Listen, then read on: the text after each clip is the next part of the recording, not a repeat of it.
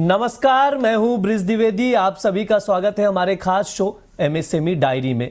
Jewellery industry में इस वक्त हलचल तेज है क्योंकि सोने चांदी के भाव में काफी उछाल देखने को मिल रहा है। पीएम मोदी ने सबसे पहले अपील की कि सोना 1 साल तक खरीदने से बचें। उसके बाद इंपोर्ट ड्यूटी बढ़ा दी गई। गोल्ड पर सिल्वर पर इंपोर्ट ड्यूटी 6% से बढ़ाकर 15% कर दिया गया।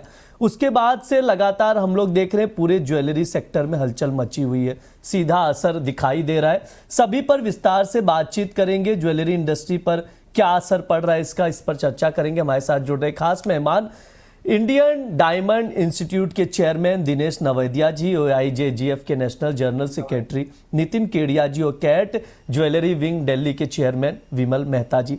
आप तीनों का बहुत बहुत स्वागत है द बोनस में। धन्यवाद जी, बहुत बहुत धन्यवाद। और जी नमस्कार सर। नमस्कार। होती रहती है दिनेश जी, 10 साल बाद उनको देख के काफी अच्छा लग रहा है। जी सर, बिल्कुल मुझे भी काफ़ी दिनों के बाद आपको देखकर अच्छा लग रहा है। आगे भी बातचीत होगी, शो किया जाएगा सर। आप आ जाइए वापस से फ्री होके। एक्सपर्ट से चर्चा करना शुरू करें उससे पहले एक बार नज़र डाल लेते हैं इस शो के दौरान हम लोग मुख्य तौर पर किन मुद्दों पर बातचीत करेंगे। सबसे पहले हम लोग चर्चा करेंगे कि सराफा बाजार में ये हलचल आई क्यों।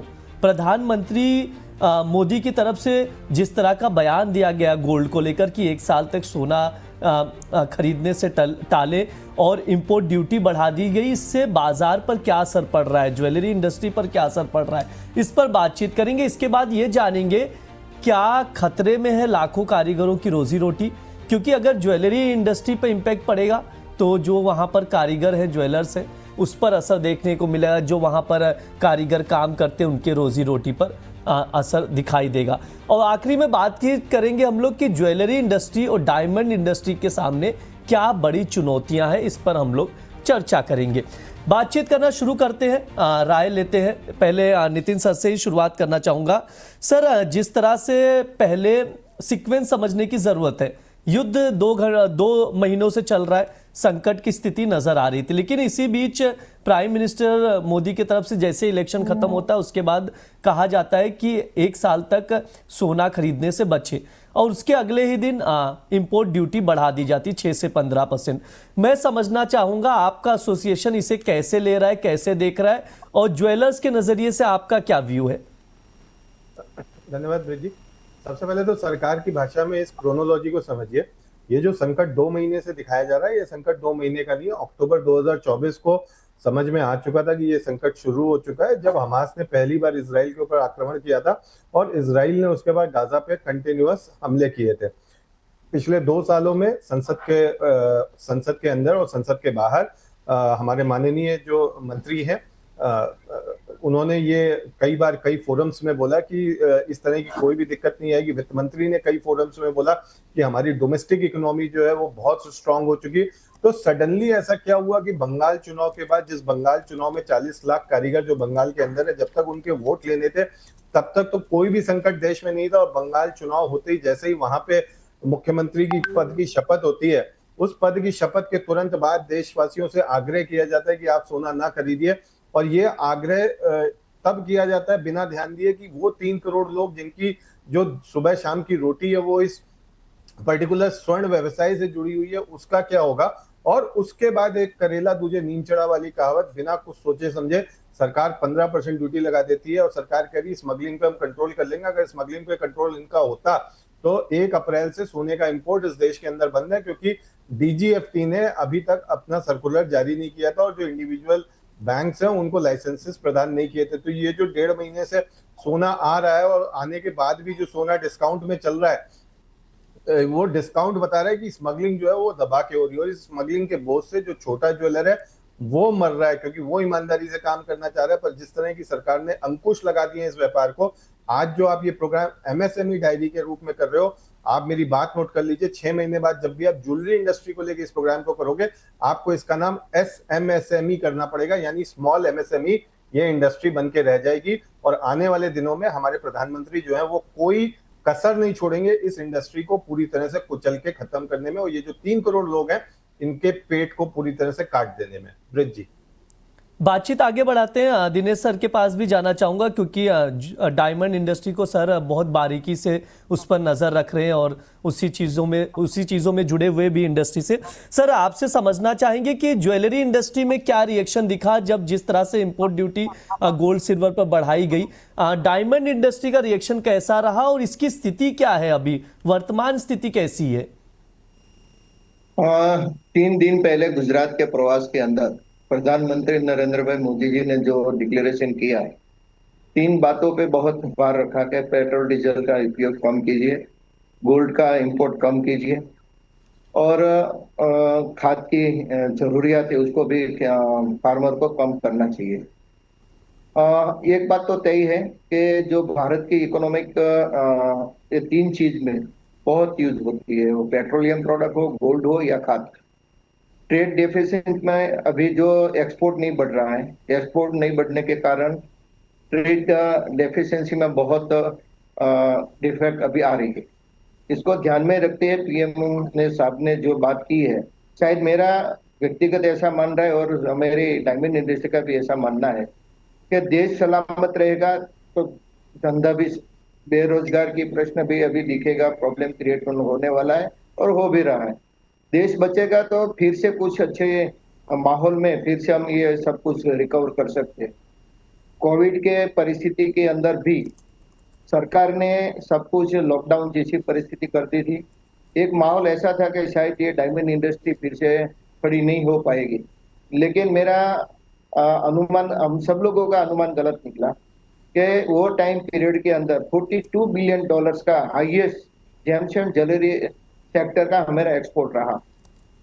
तो ये जो अनुमान लगाते हैं कि जो परिस्थिति के माध्यम से कि ऐसा हो जाएगा, लेकिन परिस्थिति ऐसी है, आज दुनिया की एक भी कंट्री ऐसी नहीं है कि वहाँ की कोई बिजनेस अच्छी तरह से चल रहा हो, क्या वहाँ सेफ्टी हो, सब जगह पे प्रॉब्लम है।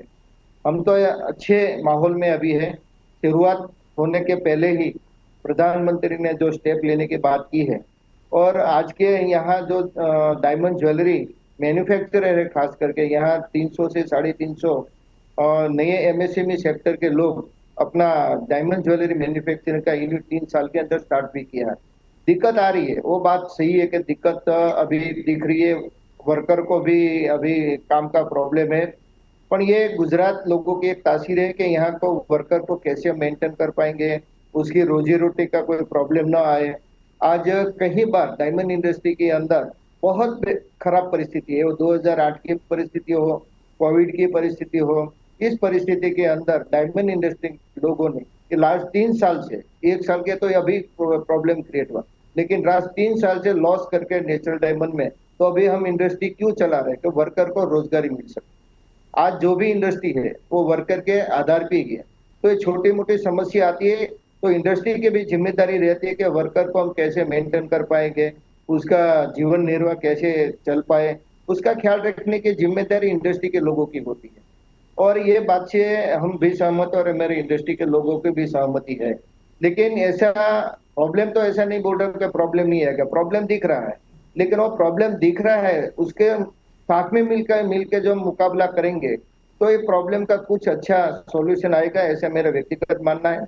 आज हम देखें कि 2024-25 में हमारा जो $58 बिलियन का गोल्ड का इंपोर्ट था और 757 टन गोल्ड हमने इंपोर्ट किया था। गोल्ड के अंदर प्राइस बढ़ने के कारण 2025-26 के अंदर $571 बिलियन का इंपोर्ट किया और गोल्ड कितना है 721 टन। तो लास्ट ईयर के कंपैरिजन में गोल्ड कम इंपोर्ट हुआ है और प्राइस बढ़ने के कारण हमारा जो फॉरेन हुंडिया से उसका जो यूज है वो बहुत हो गया है। लेकिन इसके सामने भारत सरकार को हम भी वो भी एक्सपेक्टेशन रखते हैं कि एमएसएमई सेक्टर को प्रोटेक्ट करने के लिए सरकार ने छोटे दर के फार्मा इंडस्ट्री है, इन लोगों को भी सरकार ने कुछ बेनिफिट दिया है, केमिकल इंडस्ट्री को भी बढ़ावा देने के लिए बेनिफिट दिया। ऐसे भी ये डायमंड ज्वेलरी मैन्युफैक्चरिंग इंडस्ट्री को भारत सरकार ने कुछ उसके प्रोटेक्ट के लिए कुछ स्कीम भी ये परिस्थिति के अंदर लानी चाहिए कि जिसके कारण इंडस्ट्री भी चल सके और वर्कर को हम रोजगारी दे पाए। ठीक है, बातचीत आगे बढ़ाते हैं, बिमल सर के पास चलते हैं। सर, आपसे समझना चाहूंगा, आप खुद भी ज्वेलर्स हैं, और क्या स्थिति नजर आ रही है ज्वेलरी इंडस्ट्री की, अभी करंट सिनारियो क्या है, और आप लोग सरकार के फैसले को कैसे देख रहे हैं? नमस्कार जी, मैं कहना चाहूंगा, बिल्कुल अभी हमारे भाई साहब ने भी बोला, नितिन जी ने भी बोला कि हमारी इंडस्ट्री लगातार 3 साल से पहले से जूझ रही है। गोल्ड का रेट 30,000 रुपये, 40,000 रुपये, 75,000 रुपये, लास्ट ईयर 75,000 रुपये था, अभी 1.5 लाख रुपए की एवरेज में था। ड्यूटी के बाद में आज 1,65,000 रुपये हम देख रहे हैं। पहले ही गोल्ड हमारे कस्टमर के हाथ से निकल चुका था, आम आदमी के पहले ही हाथ से वो निकल चुका था, और जब जाकर के ये थोड़ा बहुत सेटल होने की कोशिश, कैसे भी हाथ पैर जोर मार रहा था, लेकिन वो कुछ उसका काम नहीं बना। ये देखिए कि लगातार हम लोग पिछले 3 साल से, चाहे वो डायमंड इंडस्ट्री है, चाहे वो गोल्ड इंडस्ट्री है, मार्केट के अंदर में काम नहीं है। बाजार के अंदर में 30-40% सेल डाउन है, और कहीं कहीं जगह तो आप देखेंगे कि 50 से 60% सेल डाउन है। रेट बढ़ने की वजह से आंकड़े पूरे मैच कर जाते हैं, बैलेंस शीट के अंदर में पूरा से मैच हो जाता है, लेकिन जब रेट दाम पिछले साल में 75,000 और 1.5 लाख रुपए हुआ, तो हम एक तरह से आधे वॉल्यूम के अंदर में रह गए। तो कहने का भाव ये है कि पहले ही ऑलरेडी जूझ रहे थे, और मैं सम्मान करता हूँ मोदी जी का, हमारे प्राइम मिनिस्टर का, जो उन्होंने बोला, दूरदर्शी हैं, सोच समझ के बोला, लेकिन जो वर्ड इस्तेमाल किया गया कि आप 1 साल गहने मत लें, वो 1 साल गहने मत लें का मतलब है 1 साल के लिए वो व्यापार कहाँ जाएगा। अभी नितिन जी ने बताया कि हमारे 3 करोड़ लोग इस व्यवसाय से जुड़े हुए हैं, 3.5 करोड़, 6 लाख ज्वेलर हैं, उनका परिवार है इधर, उनके यहाँ व्यवसाय के अंदर में हर ज्वेलर के यहाँ 5 से 10 लोग काम करते हैं, उनका परिवार है, कारीगर हैं, उनका परिवार है। तो 3-3.5 करोड़ के लिए क्या 1 साल वो कहाँ रोटी खाएंगे? लोग बैंकों की ब्याज कहाँ से निकाल करके देंगे? किराए पर शोरूम में वो किराया कहाँ से निकालेंगे? इस किसी को मद्देनजर रखते हुए ये बोल दिया जाता है कि 1 साल as a citizen of country मैं आदर करता हूँ, लेकिन एक ज्वेलरी ट्रेड के नाते में ये हमारे ऊपर में बहुत बड़ा क्षति, बहुत बड़ा एक आघात था, जो बिना विचारे हमारे प्राइम मिनिस्टर की बात में इतना वजन है कि देश का हर निवासी, देश का हर सिटीजन उनकी बात पर बहुत अमल करता है। लेकिन ये सोचते हुए आप अगर उनको बोल रहे हैं, तो वो 3 करोड़ लोगों का क्या? अभी नितिन जी ने बताया कि बंगाल के अंदर में लोगों को थोड़े टाइम पहले मोदी जी गए थे, तो मोदी जी ने मंगलसूत्र की बहुत तारीफ करी, तो वो तारीफ के अनुसार, कारीगर की कला के अनुसार आज बीजेपी वहां पर मेजोरिटी से जीत करके आई। आज वो बंदा ठगा हुआ महसूस कर रहा है, आज वो कारीगर ठगा हुआ महसूस कर रहा है कि मेरे जिसने इतने जोर शोर से अपनी सरकार को मैं लेकर के आया, सिर्फ वहां जीत का एक झंडा बुलंद होने के बाद में, मिठाई खाने के बाद में, नाचने के बाद में हमें ये मिल रहा है, हमारे पेट पर लात मिल रही है, हम कहाँ जाएंगे, कहाँ परिवार को पालेंगे? तो वो आप समझ के चलिए कि बहुत बुरा, ये मतलब कोई सोच विचार करके स्टेटमेंट किस हिसाब से दी गई है मैं नहीं समझ सकता।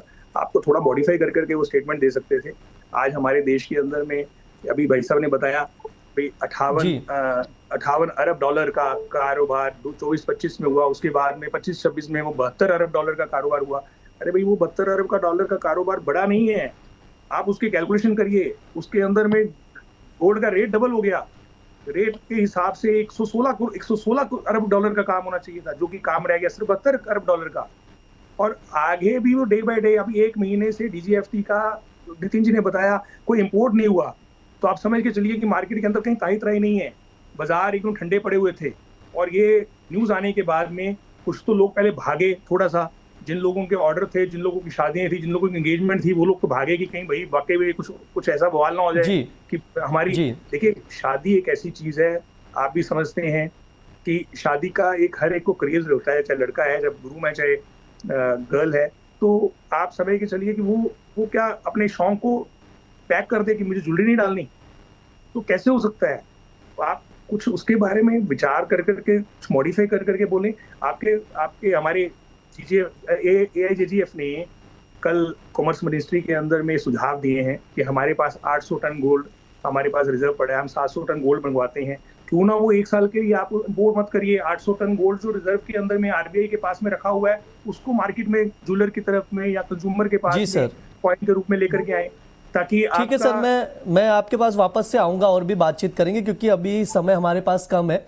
एक एक सवाल और लिया जाएगा, 2-2 मिनट का समय रहेगा, शॉर्ट में जवाब रखिएगा। नितिन सर, आपसे समझना चाहूंगा आपकी एसोसिएशन की डिमांड क्या है, किन मुद्दों पर फोकस करने की जरूरत है, क्या ऐसे सॉल्यूशन निकल पाएगा? शॉर्ट में रखिएगा सर प्लीज। सर, हमारा सबसे पहला डिमांड ये है कि $2.4 बिलियन, $2.5 बिलियन एग्रीकल्चरल सेस की हमारे ऊपर एक्सेस मार पड़ी है। सबसे पहले तो ये 4% जो है वो कम किया जाए, उसके बाद हमारी बात सुनी जाए। देश में जो बुलियन बैंक के माध्यम से हम ETF या RBI का गोल्ड रिवर्स स्वैप करके हम वापस अपनी पोजीशन बना के रख सकते हैं और देश का इंपोर्ट बिल भी कम कर सकते हैं, उसके ऊपर हमें तुरंत ध्यान देना चाहिए सरकार को। और जो भी सरकार इन 3 करोड़ लोगों के लिए निर्णय ले रही है, उसमें इंडस्ट्री को एक बॉडी बनाया जाए और इंडस्ट्री से डिस्कशन करके लिया जाए। ब्रिज भाई। ठीक है, दिनेश सर आपके पास आऊंगा, शॉर्ट में ही रखिएगा। मैं जानना चाहूंगा कि डायमंड जो इंडस्ट्री है, इस इंडस्ट्री में किन सुधारों की जरूरत है और कौन सी डिमांड निकल कर आ रही कि ऐसा जो डायमंड ज्वेलरी से जुड़े हुए लोग हैं उनकी क्या डिमांड है और सरकार को फोकस करने की जरूरत है उन मुद्दों पर? हाँ, अभी जो जेम्स एंड ज्वेलरी खास करके diamond cut and polish industry के अंदर अभी एक नया ऑप्शन मिल गया है इंडस्ट्री, इसलिए बहुत अच्छी तरह से अभी मूवमेंट में है। CVT डायमंड मतलब lab grown diamond. Lab grown diamond के अंदर हमारे जो वर्कर्स थे उसका अभी हमने नेचुरल डायमंड का प्रोडक्शन कम हुआ, तो इसके ऑप्शन में ये लैब ग्रोन डायमंड का मैन्युफैक्चरिंग और वर्ल्ड वाइज डिमांड अच्छी है, बढ़ गई। तो सेम प्रोसेस है, सेम स्किल है, तो वर्कर इसमें ट्रांसफर हो गए। तो diamond cut and polish industry के अंदर डायमंड का वर्कर का बेकार होना मैं बहुत नहीं मान रहा हूँ कि इसमें इतनी बेकारी बेरोजगारी आ जाएगी। लेकिन मैं इतना मेरा पक्का मानना है कि डायमंड ज्वेलरी मैन्युफैक्चरिंग के अंदर ये प्रॉब्लम क्रिएट होने वाला है। भारत सरकार को तुरंत इस इंडस्ट्री के साथ जुड़े हुए जो वर्कर्स है उन लोगों के लिए कुछ पैकेज 1 साल के लिए, या जो लोग ऑफिशियली रजिस्टर्ड है वर्कर्स, खास करके भारत सरकार को वो पैकेज जरूरत रहेगी कि जो रजिस्टर्ड वर्कर है जो कंपनी के, इन लोगों को डायरेक्ट कैसे बेनिफिट उसके अकाउंट में दिया जाए। जो रिक्वायरमेंट खास करके आरोग्य के लिए तो कार्ड है, तो अनाज के लिए, रेंट के लिए, और इंडस्ट्री के लोग भी उसमें सहयोग कर। या मैंने देखा है पहले भी ऐसी परिस्थिति क्रिएट हुई थी, तब इंडस्ट्री के लोगों ने भी सहयोग इसमें किया था। लास्ट टाइम गुजरात सरकार ने भी वर्कर के लिए, बच्चों की स्कूल के लिए 152 करोड़ रुपया का अलॉटमेंट किया था। बच्चों की स्कूल की फीस सरकार ने 1 साल की पे की थी। ऐसा स्टेप स्टेट गवर्नमेंट और सेंट्रल गवर्नमेंट दोनों साथ में मिलकर रहेंगे तो मेरा मानना है ये जो मुश्किलें आ रही है उसके सामने थोड़ा प्रोटेक्शन ये इंडस्ट्री को मिलेगा। ठीक है, विमल सर आपसे भी एक शॉर्ट में व्यू जानना चाहूंगा कि ज्वेलर्स की क्या डिमांड है सरकार से। 1 ही मिनट का समय है सर, शॉर्ट में रखिएगा प्लीज। ज्वेलर्स चाहते हैं कि सरकार ज्वेलर्स को इनवाइट करें, कमेटी बना करके ज्वेलर्स के एसोसिएशन को बुला करके जो इसका विकल्प है, उसका विकल्प कई विकल्प हमने लिख करके भी दिए हैं। जैसे ओल्ड गोल्ड का विकल्प है, आज अनऑर्गेनाइज सेक्टर जो है वो ऑर्गेनाइज सेक्टर ने 50% के करीब में ओल्ड गोल्ड को मेल्टिंग कर करके मार्केट के अंदर में उसको रिसाइकल प्रोसेस में डाला है। और हमारी भी मीटिंग चल रही है, हम लोगों ने नेक्स्ट वीक मीटिंग रखी है अपने ज्वेलर्स लॉबी के साथ में कि हम भी उसको 25% से बढ़ा करके 50-60% करें, ताकि घरेलू जो कस्टमर के पास में 30,000 टन गोल्ड रखा हुआ है वो गोल्ड मार्केट के अंदर में आए। अगर उसका 3% भी गोल्ड आ जाता है तो हमें 700-800 टन का जो बाहर से माल मंगवाते हैं उस मंगवाने की जरूरत नहीं पड़ेगी। तो हम लोग ऐसी कई चीजें हैं जो हम चाहते हैं सरकार अगर इनवाइट करे तो हम उनके साथ में डिस्कस कर करके इस मार्केट के विकल्प को ढूंढ करके सामने ला करके और इजी ट्रेड को पेश करें। जी बिल्कुल, ये संकट बड़ा है लेकिन हम सबको मिलकर एक साथ चलने की ज़रूरत है। विस्तार से चर्चा भी की गई, बहुत सारे सवाल हैं मन में, लेकिन समय हमारे पास कम है, नहीं तो और भी बातचीत की जाती। नितिन सर हंस भी रहे, सर के पास तो लंबी लिस्ट रहती है जवाबों की और विचारों की, तो समय कम है, समय भी हो चुका है। बहुत बहुत शुक्रिया नितिन सर, दिनेश सर और विमल सर आज के लिए समय देने के लिए। आगे भी बातचीत की जाएगी। बहुत बहुत शुक्रिया आप तीनों का। धन्यवाद। Thank you breezy. Thank you sir. ये हमारा MSME डायरी शो है। इस दौरान तमाम MSME इंडस्ट्रीज पर हम लोग चर्चा करेंगे। इस बार हमने ज्वेलरी इंडस्ट्री पर चर्चा की है और डायमंड ज्वेलरी पर विस्तार से बातचीत की गई है। गोल्ड ज्वेलरी और डायमंड ज्वेलरी, क्या कुछ चैलेंजेस है, सरकार के फैसले के बाद क्या स्थिति है, उस पर हमने बात की और किन चीज़ों पर विचार करने की ज़रूरत है सरकार को, उस पर भी हमने चर्चा की है। आप लोग ये वीडियो ज़रूर देखिए, ज़्यादा से ज़्यादा लोगों तक शेयर कीजिएगा। फिलहाल के लिए शो में इतना ही। आप लोग बने रहिए द बोनस के साथ। धन्यवाद।